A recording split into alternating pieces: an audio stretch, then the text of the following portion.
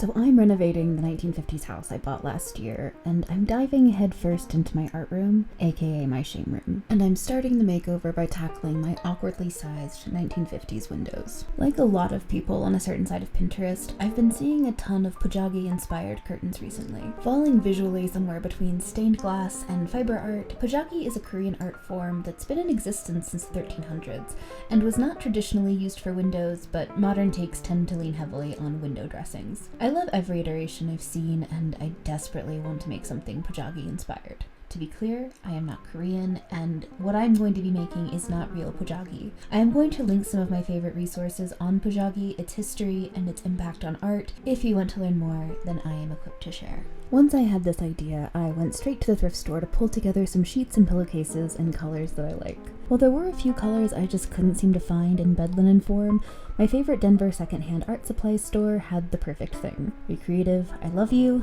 but that's nothing new.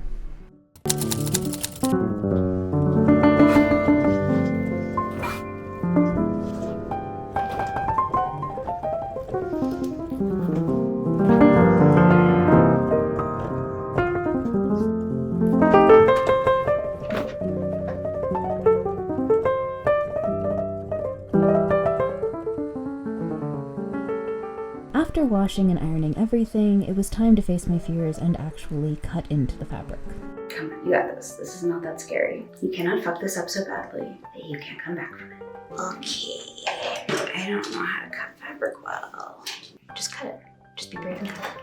Oh my god, my hands are shaking. Ooh! Okay. Okay, that's cool. I like that. Have a piece? Hell yeah, you have a piece. Super fun. That's why I'm trembling. Oh my god, I can't do math. Is it a little fucky? Yes, but that's okay. We're allowed to be a little fucky. You know what? It's fine. We're being chill about this. This is me being chill. Oh my god, I'm so stressed. There's no way people find this relaxing. I borrowed my best friend's sewing machine for this project, and I am so very intimidated by it. Look at those tiny, cautious stitches. But I started anyway, using a very loose tutorial that I'll link down below. Oh my god, I sewed something. So I think I did it. This is what I believe a felled seam is supposed to look like. Let's continue. I did my best to cover the raw edges using what I think is a felled seam, but I'm still not 100% sure on that. Basically, I left half an inch of fabric A hanging over fabric B. I stitched them together and then folded fabric A over fabric B twice, ironing both folds. And then I sewed the folds down. And that was what I did. Is this actually a felled seam? I have no idea, but it wrapped up my raw edges nicely, and I really feel like I couldn't ask for more than that. The fun really started when it was time to fit the pieces into a design that I found pleasing. You might notice that I'm consistently making long, thin panels, and I genuinely wish I could tell you why. I have no idea what I was thinking, but then again, I very rarely do.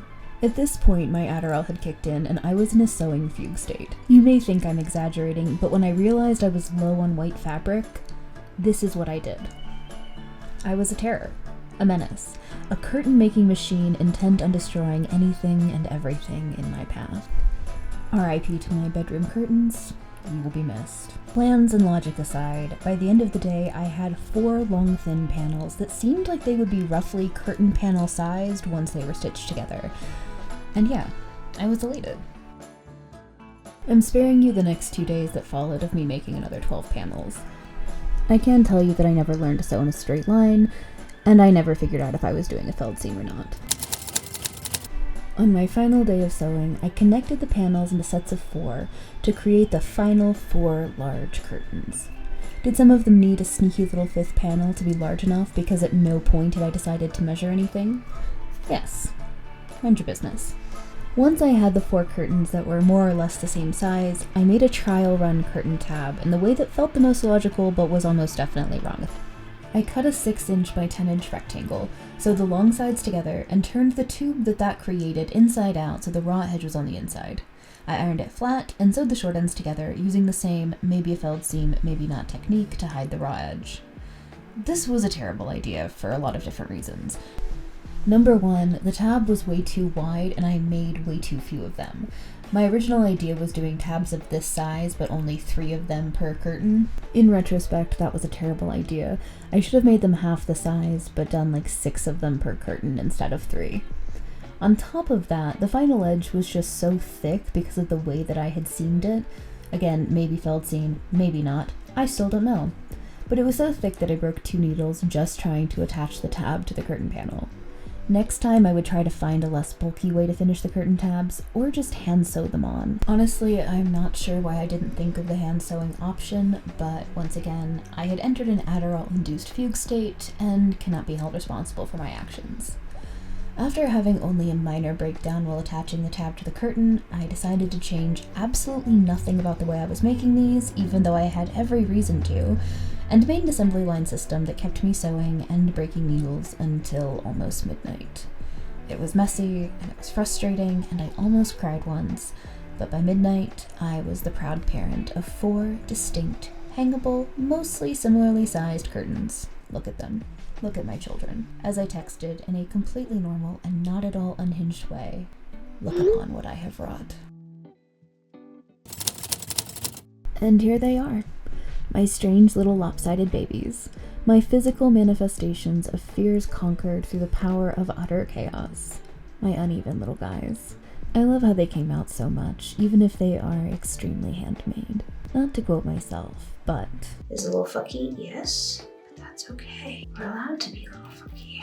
Even with all their fuckiness, I can't believe how perfectly they anchor this room makeover, which I am beside myself to show you.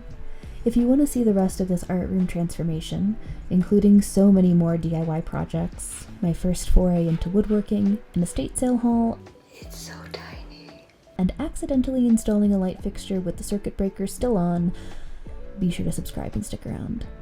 Now, if you'll excuse me, I have a full day planned of sitting and staring lovingly at these curtains. See you next time.